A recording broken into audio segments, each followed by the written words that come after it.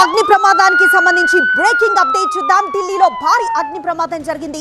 ఈ ఘటనలో 9 మంది చనిపోయారు. వివేక్ విహార్ లో 4 అంతస్తుల భవనంలో జరిగింది ఘటన. ఏసీ పేలడంతో 2వ అంతస్తులో మంటలు మొదలయ్యాయి. 15 మందిని రెస్క్యూ సిబ్బంది రక్షించారు. 14 ఫైర్ ఇంజన్లతో మంటల్ని ఆర్పారు అగ్నిమాపక సిబ్బంది. ప్రమాదం జరిగినట్లుగా సమాచారం రావడంతో తెల్లవారుజామున 3:30 ఫైర్ ఫైటర్స్ రంగంలోకి దిగారు. 80 మంది రెస్క్యూ ఆపరేషన్లో పాల్గొన్నారు.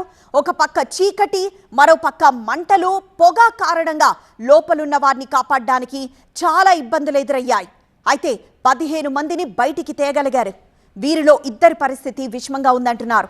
ఘటనా స్థలిని పరిశీలించారు షాదారా డీసీపీ. మంటలు అదుపులోకి వచ్చాయని, సహాయక చర్యలు కొనసాగుతున్నాయని చెప్పారు. ప్రమాదం తర్వాత ఇంట్లో వాళ్లు బయటికి రాలేకపోవడానికి కారణం ఆ ఇంటికున్న ఎలక్ట్రానిక్ లాకే అని తెలుస్తోంది.